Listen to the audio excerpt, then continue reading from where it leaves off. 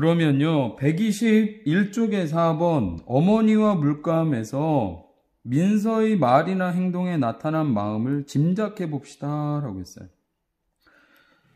이 어머니와 물감이라는 글에 민서의 말이나 행동이 있는데요, 그 말이나 행동에는 민서의 마음이 들어있어요.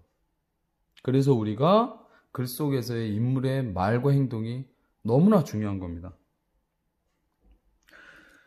그렇게 마음이 드러난 말과 행동을 찾아보자라는 건데, 그 전에 민서는 자신의 마음을 직접적으로 이야기한 부분들도 있어요. 말과 행동을 통해서가 아니라 직접적으로 나는 지금 어떤 마음이야 라고 글 속에서 이야기한 부분들이 있습니다. 예를 들자면 이런 부분들이죠. 118쪽에 10째 줄에 보면요, 어머니께서는 늘 동생 편만 드신다. 그렇죠?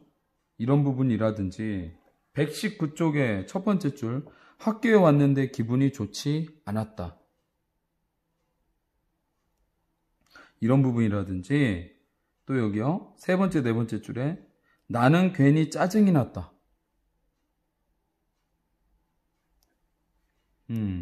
그래요. 이런 부분이라든지, 또 여기 119쪽 아래쪽에 보면 눈물이 날 것 같았다.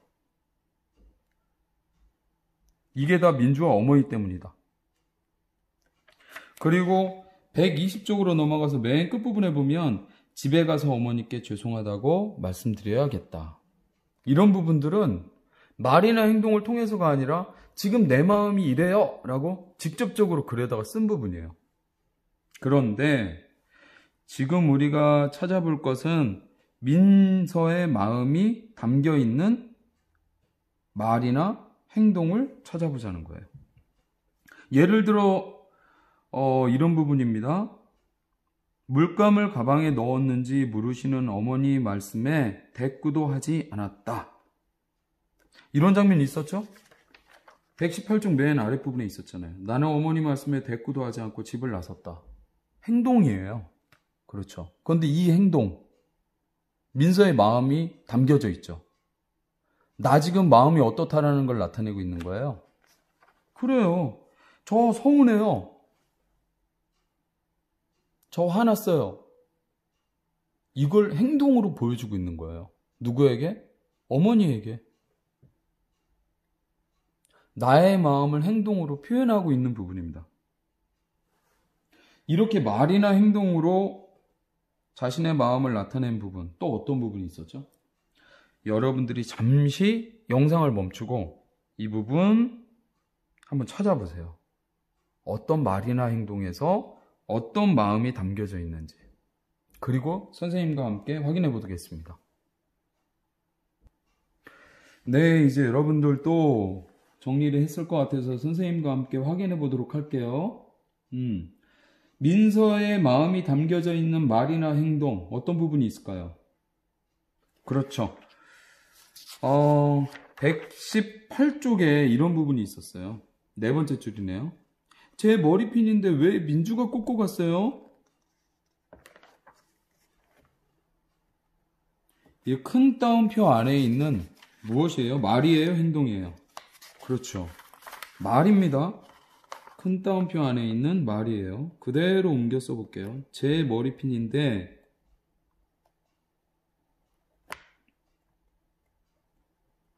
왜 민주가 꽂고 갔어요? 민주 동생이죠.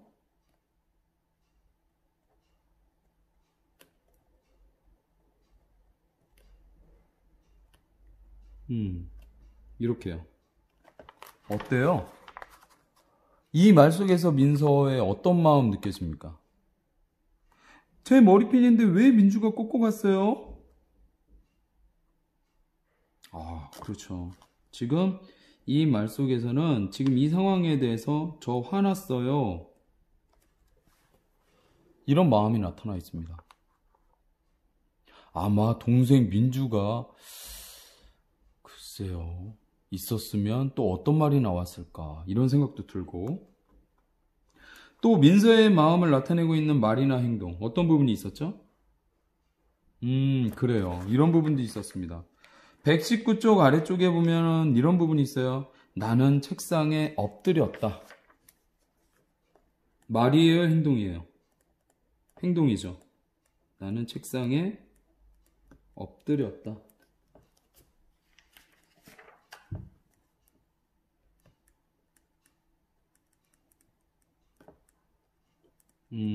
그래요. 이 행동을 통해서 우리가 짐작해 볼 수 있는 민서의 마음. 지금 마음이 어때요? 맞아요. 여러분들도 이런 경험이 있을지 모르겠는데 책상에 엎드리고 싶은 그런 마음일 때가 있죠. 어떤 마음입니까? 맞아요. 속상할 때.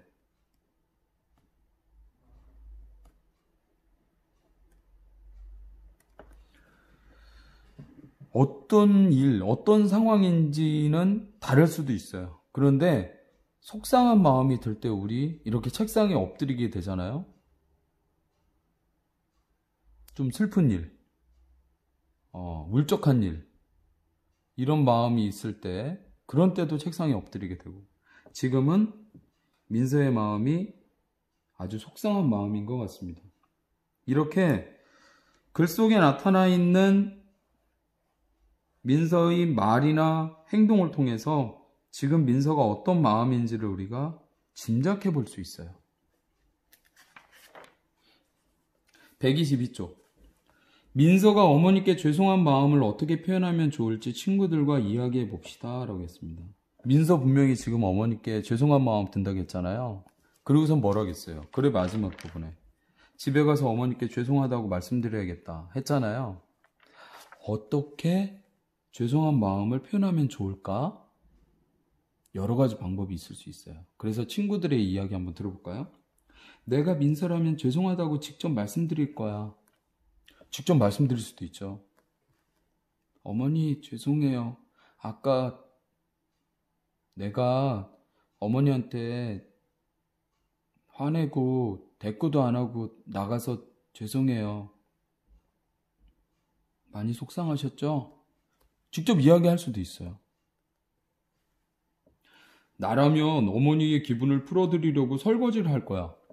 아, 그럴 수도 있죠. 그러니까 이건 간접적인 표현인 거예요. 직접 이야기는 하지 않지만 저 아침에 어머니께 미안한 행동 했었는데 죄송해요. 그리고 어머니 물감 가져다 주셔서 고마워요. 이 마음을 설거지를 하는 행동으로 표현하는 거예요. 그러면 그 행동을 통해서 어머니는 또 어떻게 느껴요? 아, 민서가 나에게 미안한가 보네. 그러면서 아마 살짝 미소 지으실 수도 있어요. 그런 딸의 모습에. 이렇게 표현할 수도 있죠. 나는 죄송하다고 말씀드리고 안마를 해드릴 거야. 그렇죠. 말씀도 드리고 또 안마도 해드리고 말과 행동을 함께 하는 거예요. 그러면서 죄송해요. 그리고 고마워요. 사랑해요. 이런 마음들을 담아보는 거죠. 그 말과 행동을 통해서. 엄마 많이 화난 거 아니지? 그러면서 가가지고 어깨 이렇게 주물러드리고 토닥토닥 안마해드리고 하면은 아무래도 어머니 되게 뿌듯해하시고 기뻐하시고 즐거워하시고 속상한 마음 있으셨다고 하더라도 금세 풀리지 않으실까 이 생각도 듭니다. 네 번째 친구는 지금 비어있는데 어떤 방법이 있을까요, 여러분들? 예, 어머니께 이런 죄송한 마음을 전하기 위해서 또 어떤 방법, 좋은 방법, 어떤 게 있을까요? 그렇죠. 나는 죄송하다고, 죄송하고, 고맙다고,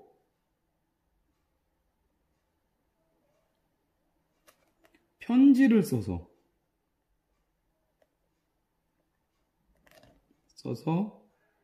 드릴 거야.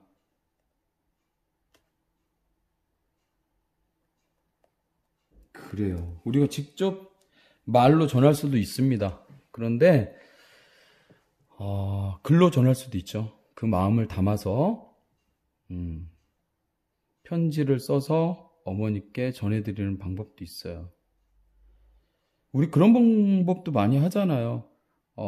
편지 봉투에 넣는 편지가 꼭 아니더라도 작은 메모지에다가 상대방에게 전하는 마음을 써서, 예를 들어서 냉장고 문에다가 붙여두고 온다든지, 이렇게 하면은 그 메모라든가 편지를 본 상대방의 마음도 또 달라지죠. 그렇죠? 그 글을 통해서 이 사람에서 저 사람에게 마음이 이렇게 흘러가는 거죠. 전해지는 거고. 그래서 이런 방법도 죄송한 마음을 표현하는 좋은 방법이 될 수 있겠다, 이런 생각이 듭니다. 122쪽 6번에 민서가 한 경험과 비슷한 경험이 있었다면 그때의 마음을 말해봅시다 라고 했습니다. 민서가 한 경험과 비슷한 경험, 여러분들도 함께 떠올려 보도록 하겠습니다. 그래서 여러분들의 경험 중에 이런 민서의 마음과 비슷했던 경험 떠올려서 직접 한번 그때의 상황과 마음을 써보세요. 그리고 나서 선생님과도 살펴보도록 하겠습니다. 영상 잠시 멈추고 여러분들이 써보세요. 그래요. 지금 선생님도 떠올려 봤는데 민서가 한 경험과 비슷한 경험, 무슨 일이 있었나요? 이런 경험이 있을 수 있죠. 동생이 내가 아끼는 장난감을 망가뜨려서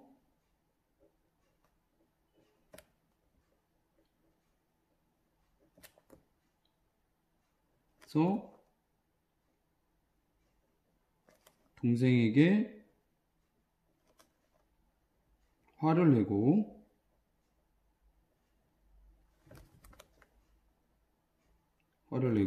어머니께 어떻게 됐겠어요? 동생에게 화를 내고 어머니께는 어떻게 됐겠어요? 여러분들 예상이 되죠? 어머니께 꾸중을 들었다.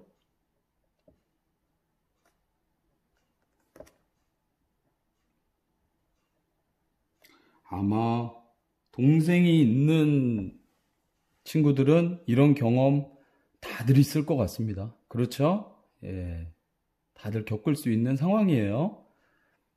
꼭 내가 아끼는 장난감이 망가지는 경우들이 있어요.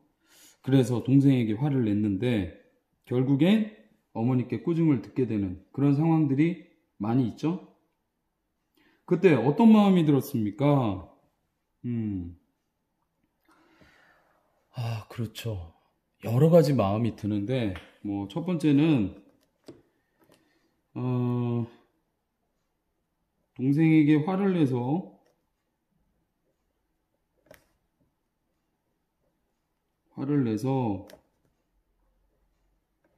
미안하고, 결국에는 미안한 마음이 또 들어요. 미안하고 어머니께 꾸중을 들어서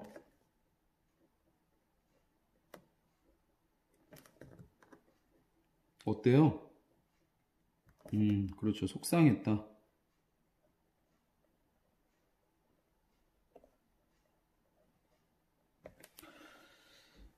그렇죠. 아끼는 장난감이 망가진 것도 속상한데 거기다가 또 동생은 또 일부러 그런 건 아니니까 나중에 가서는 미안한 마음도 들고, 그리고 그 일로 인해서 어머니께 속상한 마음을 또 드려서 나도 속상해지고, 이런 여러 가지 마음들이 나타날 수 있는 상황이라고 생각이 듭니다. 123쪽이에요. 육을 바탕으로 하여, 육이라는 거는 지금 우리가 떠올린 이 경험 이야기하는 거예요. 육을 바탕으로 하여 마음을 전하는 글을 써봅시다 라고 했습니다.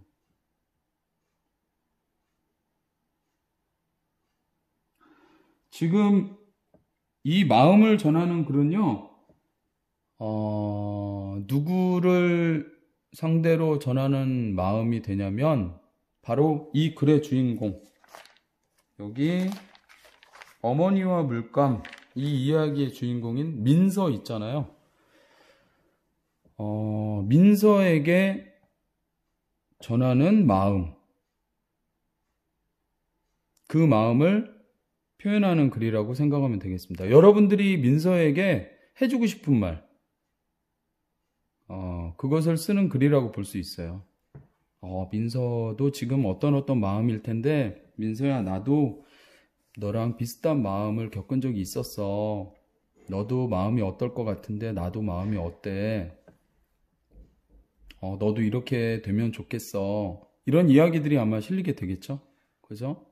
그래서 민서에게 여러분들이 전하는 마음을 글로 여기 써주고요.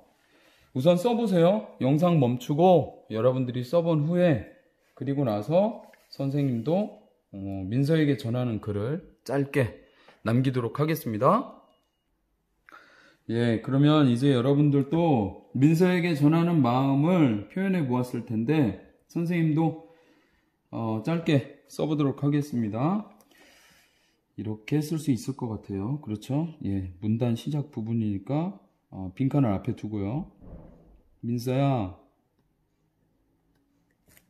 나도 여기 6번을 바탕으로 하기 때문에 내가 했던 경험을 바탕으로 쓸 수 있겠죠? 나도 동생이 내가 아끼는 장난감을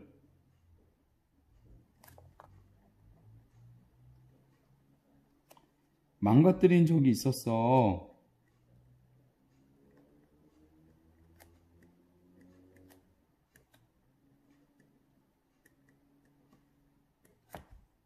그래서 내가 동생에게 화를 냈는데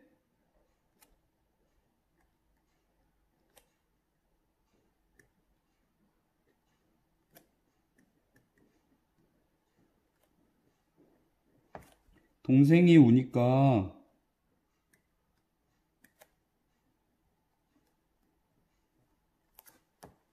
어머니께서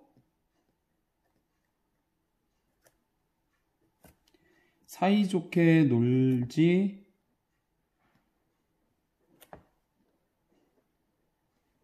않는다고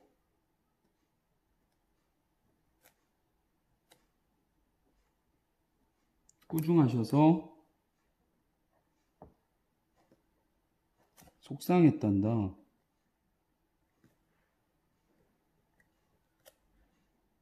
정말 속상하겠죠. 그래도 민서를 정말 아끼고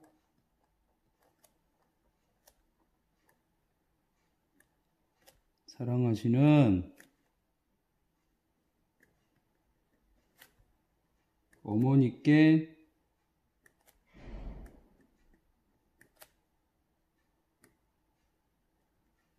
화를 낸 건 잘못한 것 같아.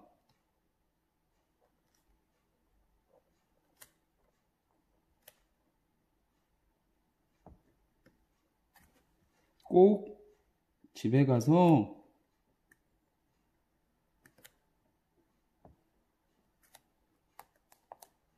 미안하고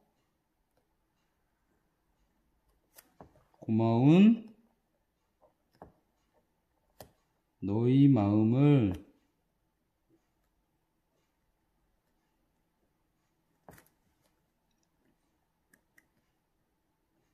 전했으면 좋겠어.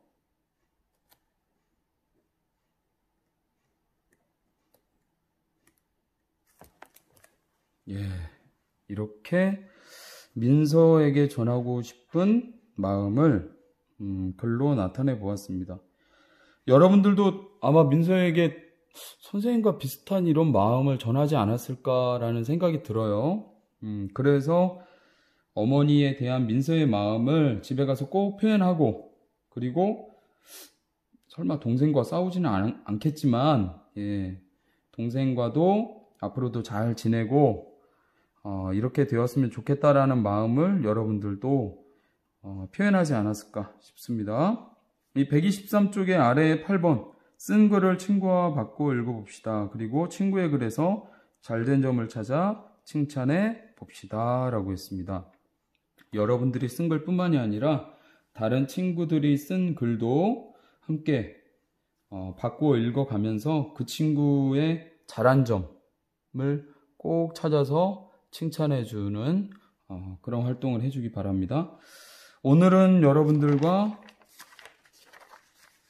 118쪽부터요. 글을 읽고 글쓴이의 마음 짐작하기 함께 공부해 보았습니다. 예, 고맙습니다. 건강하세요.